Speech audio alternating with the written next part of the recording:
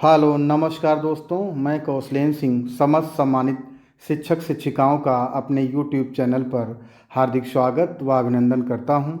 आज हम समय समय पर विद्यालयों में निरीक्षण के दौरान शिक्षकों से अधिकारियों द्वारा पूछे जाने वाले अति महत्वपूर्ण प्रश्न भाग 2 पर चर्चा करेंगे।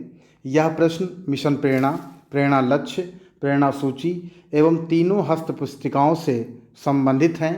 यह प्रश्न आपसे IVRS काल के द्वारा भी पूछे जा सकते हैं।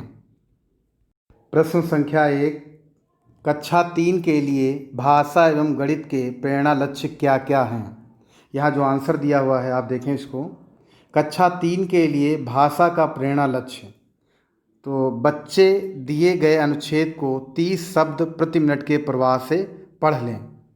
इसके अलावा जो गणित विषय के लिए जो प्रेरणा लक्ष्य है तथा गणित का प्रेरणा लक्ष्य, बच्चे जोड़ एवं घटाने के हासिल वाले प्रश्नों को अर्थात हासिल के साथ जोड़ एवं घटाने के 75% प्रश्नों को सही सही हल कर लेते हों। यह कक्षा 3 के लिए भाषा एवं गणित के लिए प्रेरणा लक्ष्य है। इसके बाद जो दूसरा प्रश्न हमारा है, मेरी उड़ान प्रतियोगिता में किन किन गतिविधियों का समावेश है। यह प्रश्न बहुत इम्पॉर्टेंट है, पहली बार शायद आपने अभी तक देखा हो इसको।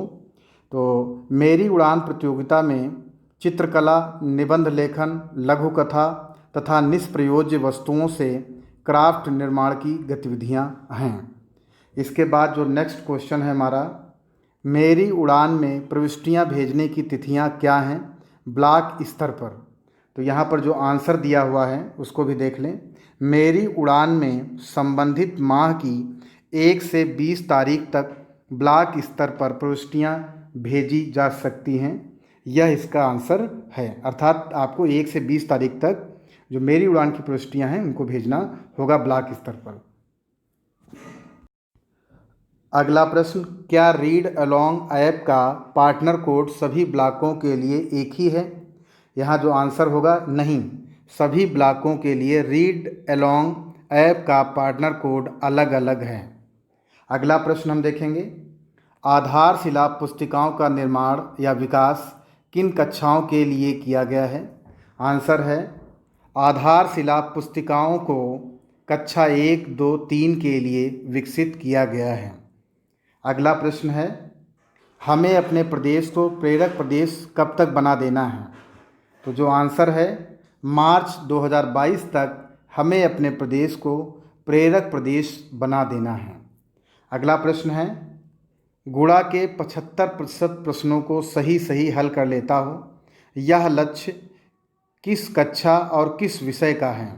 तो जो आंसर है, यह लक्ष्य कक्षा 4 के गणित विषय का है। अगला प्रश्न है, प्रेरणा लक्ष्य कितने और किन विषयों पर हैं। तो यहाँ जो आंसर है, प्रेरणा लक्ष्य 10 हैं और यह भाषा हिंदी के लिए 5 एवं गणित विषय के लिए भी 5 होते हैं। अगला प्रश्न है हमारा कि कक्षा 1 के लिए भाषा एवं गणित के प्रेरणा लक्ष्य क्या क्या हैं। तो यहाँ जो आंसर दिया हुआ है, कक्षा 1 के लिए भाषा का जो प्रेरणा लक्ष्य है वह है कि बच्चे निर्धारित सूची से 5 शब्द सही से पहचान लें, तथा गणित का जो प्रेरणा लक्ष्य है, बच्चे निर्धारित सूची से 5 अंक सही से पहचान लें। यह भाषा एवं गणित के लिए प्रेरणा लक्ष्य कक्षा 1 के लिए निर्धारित किया गया है। अगला प्रश्न है हमारा, कक्षा 2 के लिए भाषा एवं गणित के प्रेरणा लक्ष्य क्या क्या हैं। तो यहाँ जो आंसर दिया हुआ है, कक्षा 2 के लिए भाषा का प्रेरणा लक्ष्य कि बच्चे दिए गए अनुच्छेद को 20 शब्द प्रति मिनट के प्रवाह से पढ़ लें। यह जो है कक्षा 2 के लिए भाषा का प्रेरणा लक्ष्य है। अगला इसी में, तथा गणित का प्रेरणा लक्ष्य है कक्षा 2 के ही छात्र के लिए कि बच्चे जोड़ एवं घटाने के 1 अंकी 75% प्रश्नों को सही हल कर पाएँ। तो यह जो प्रेरणा लक्ष्य है कक्षा 2 के लिए भाषा एवं गणित के लिए है। अगला जो प्रश्न है, प्रेरणा लक्ष्य किस और किन कक्षाओं के लिए निर्धारित है। तो यहाँ जो आंसर है, प्रेरणा लक्ष्य कक्षा 1 से कक्षा 5 तक अर्थात प्राथमिक कक्षाओं के लिए निर्धारित किया गया है या निर्धारित है। अगला प्रश्न है, ध्यानाकर्षण पुस्तिकाओं का विकास किन कक्षाओं के लिए किया गया है। जो आंसर है ध्यानाकर्षण पुस्तिकाओं का विकास कक्षा 4 से कक्षा 8 तक के लिए किया गया है। अगला प्रश्न है दीक्षा ऐप पर अब तक शिक्षकों के कितने औपचारिक प्रशिक्षण पूर्ण हो चुके हैं एवं उनके नाम क्या क्या हैं। तो यहाँ पर जो ऑप्शन दिए गए हैं कि दीक्षा ऐप पर अब तक 2 प्रशिक्षण औपचारिक रूप से पूर्ण हो चुके हैं जिनके नाम हैं उपचारात्मक शिक्षण और अगला है बच्चों का पढ़ने से परिचय। अब 1-2 और भी ऐड हो चुके हैं, जैसे आपने देखा इंट्रोडक्शन टू प्रेरणा लक्ष्य। इसके अलावा और भी गणित में आकलन ये भी पूर्ण हो चुका है। तो अब 2 की जगह 4 आप इनको बता सकते हैं। अगला जो आपका प्रश्न है वह है शिक्षकों के लिए कितनी हस्त पुस्तिकाएँ विकसित की गई हैं, उनके नाम क्या हैं। तो जो आंसर है शिक्षकों के लिए 3 हस्त पुस्तिकाएँ विकसित की गई हैं। आधारशिला फाउंडेशन लर्निंग, ध्यानाकर्षण अर्थात रिमीडियल टीचिंग तथा शिक्षण संग्रह कॉम्पेंडियम। तो ये जो है 3 प्रकार की हस्त पुस्तिकाएँ शिक्षकों के लिए विकसित की गई हैं, ये भी आप बता सकते हैं। अगला प्रश्न है शिक्षण संग्रह की उपयोगिता किसके लिए है, शिक्षकों के लिए अथवा बच्चों के लिए। तो यहाँ जो आंसर है शिक्षण संग्रह शिक्षकों के लिए उपयोगी है। अगला प्रश्न बड़े अनुच्छेदों को पढ़कर 75% प्रश्नों को सही हल कर पाते हैं, यह लक्ष्य किस कक्षा और किस विषय से जुड़ा है। तो यहाँ जो ऑप्शन दिया हुआ है यह लक्ष्य कक्षा 5 के हिंदी विषय से जुड़ा हुआ है। अगला प्रश्न कक्षा 5 का गणित का प्रेरणा लक्ष्य क्या है। तो यहाँ आंसर है बच्चे भाग के 75% प्रश्नों को सही हल कर पाते हों, यह कक्षा 5 का गणित का प्रेरणा लक्ष्य रखा गया है।